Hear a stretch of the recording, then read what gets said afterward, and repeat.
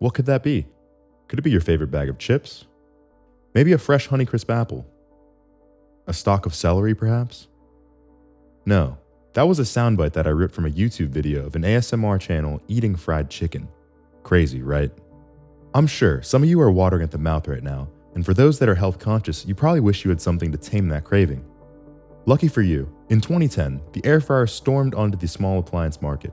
Now you can enjoy your favorite fried foods without all the negative health consequences. Or can you?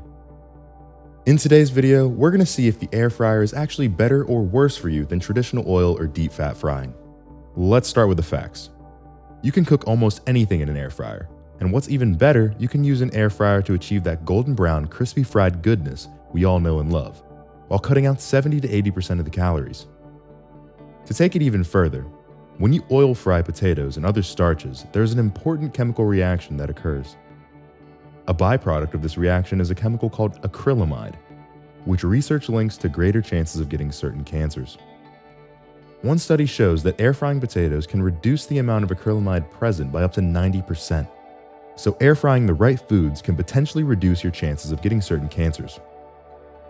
Sounds almost too good to be true. Of course, there's a catch. Certain air-fried foods may actually not be better for you. In one study, the frying of fish actually raised the amount of a substance called COP, cholesterol oxidation product. Cholesterol oxidation products, or COPs, are linked to coronary heart disease, hardening of arteries, cancer, and other diseases. Air frying also curbs the omega-3 fatty acids in fish. These are the good fats that help lower blood pressure and raise HDL, or high-density lipoprotein, the good cholesterols that protect the heart.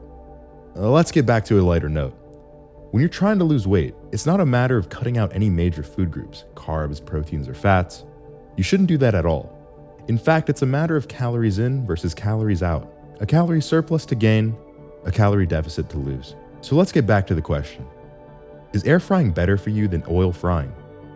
Yes, but there's a catch. Like we said, certain foods are indeed better for you in an air fryer, but there are some that can actually be worse for you. I would recommend air frying potatoes and other starches so you can easily satisfy that craving for crispy fried potatoes at a fraction of the calories. Air fryers can also be used to reheat foods without making them soggy. So now let's look at the price tag of an average air fryer.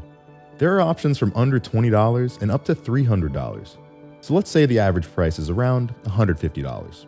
They take up very little space in the kitchen, and although you can achieve similar results in an oven, the air fryer does so in a fraction of the time.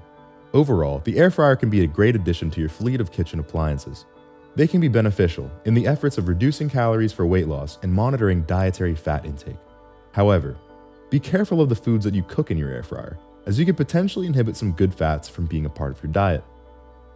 To wrap things up, the air fryer is indeed healthier for you in the majority of cases.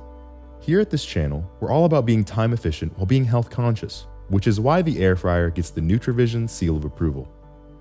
If you have one already, let me know some of your favorite air-fried foods in the comments below. Let me also know some of your failed air-fried experiments as well. If you like this video, go ahead and drop a like and subscribe for similar content. If I missed something, please let me know in the comments below. And as always, stay food aware, and I'll see you next time.